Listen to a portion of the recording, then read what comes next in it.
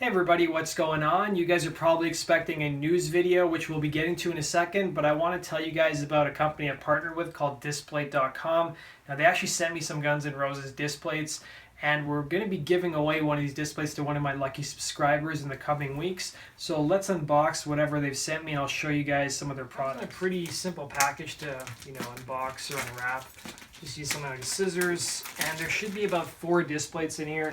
I think there's 2 of them are Guns N' Roses. One is like a TV show, and then one is also another music one. So the thing that's beautiful about Displates.com is that they have displays for every single thing you can think of. TV shows, bands, Hollywood movies. So any kind of interest you have, they'll usually have it. They even have like video games as well. So if you guys have favorite video games, even when you were a kid or even now, chances are they'll actually be carrying it.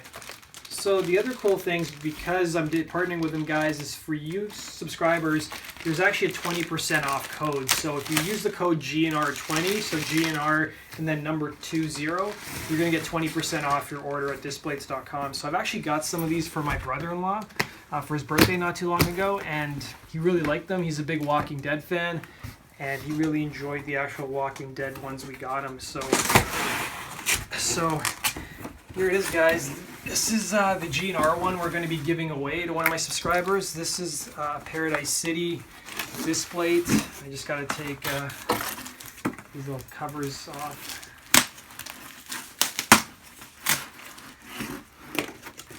You guys have to bear with me. And the thing that's nice is that they're actually metallic.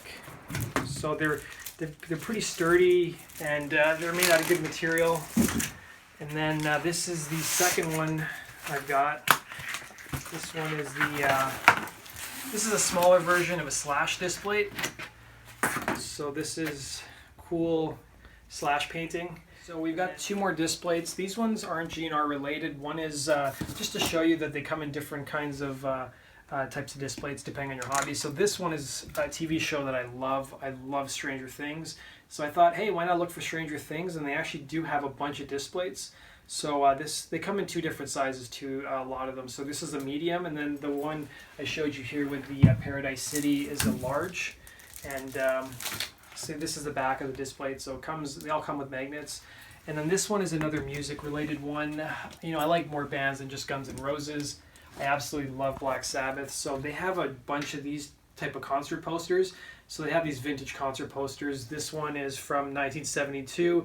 The Hollywood Bowl, Friday, September 15th. They've got one for like Led Zeppelin, and they've got a bunch of other bands as well. You guys should definitely check out. I love the AC/DC one they have on displays. So because the displays come in different sizes, the bigger one that I got actually comes with magnets. So there's 2 magnets that come, and you basically just peel the seal off to expose the glue, and then you just put it on the wall for about 2 minutes, and then you just make sure you can't take it off, and then you just mount the display on it. So that's what Hey guys, so I took the protective seal off. I'm just right now holding it for about 2 minutes. I'm going to do the same thing with the other magnet, and then we'll basically put the display on. So we've got both of the actual magnets set. So you can just take your display and you basically just mount it.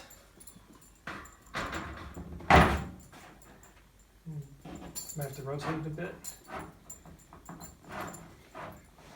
There you guys go. It's really simple. And the nice thing about displays is if you want to interchange your display, say you're kind of sick of seeing this one and you want to see a different one, like I was saying, guys, the really nice thing about displays is that you can interchange them. So if you want to change this one, maybe because you bought a new one or you're maybe just sick of looking at it, you can easily do that. So you just basically take this one off, and it comes off really easily. Simple as that. You can put it down wherever you want, or you can put it somewhere else on the wall. And I got this other Guns N' Roses one, which is like a slash painting. I just put it up, and boom, you're there, ready to go. So before we get started with today's news, guys, I want to let you know, go to Displate.com, and you can get 20% off your display order if you use the code GNR20. So I put the link down below along with the promo codes. Go check out their website. I love their stuff. And I really want to thank Agnes for hooking us up on GNR Central. So let's get started with this. So everybody, let's get started with the news this week. Now, last week I didn't do a news video because we were out in LA filming stuff for our trip, and there's still more videos to come. We shot about 8 or 10 parts for our trip to LA, and there's probably going to be even more footage after that. So hope you guys enjoyed that. So let's talk about probably the biggest news that happened this week. Now, this is all rumors, but a fan on Instagram asked Megan, who's Slash's girlfriend, what's up with Slash and Myles Kennedy, to which she responded that Slash is going to be heading back into the studio with Myles at the end of December or early 2018. And it's pretty much what we expected, but what's also kind of confusing is that Myles Kennedy has announced that he's actually going to be releasing a solo album as well. So we had some more details on Myles Kennedy's solo record. It's going to be called The Year of the Tiger, and it's going to be coming out March 9th, 2018 via Napalm Records. So it's not clear in terms of whether Slash is actually going to be playing on it, but the track listing has been revealed. There's going to be 12 tracks on the actual album, and the album was described by Kennedy in a recent interview with Metal Wani as probably the closest thing to a full concept record that I've ever written. I mean, the story is congruent throughout the entire. It basically tells a story from start to finish, and it documents when my father passed away when I was a kid to basically what happened after that with my mom, my brother, and I.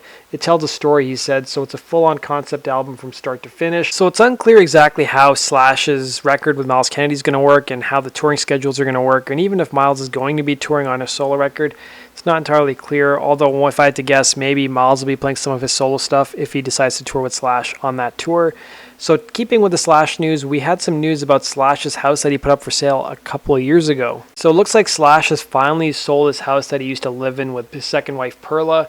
So according to Metal Injection, Slash originally listed his house for $11 million in Beverly Hills, and it only sold for $8.4 million. Now granted, Slash still did make money on this house, so the actual owner is another musician. Rapper Big Sean swooped in and bought the property for a cool $8.4 million.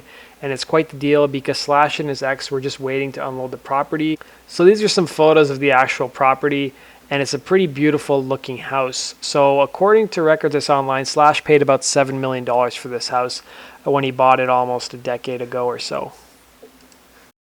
So we've got some Dizzy Reed news, or actually a couple pieces of Dizzy Reed news.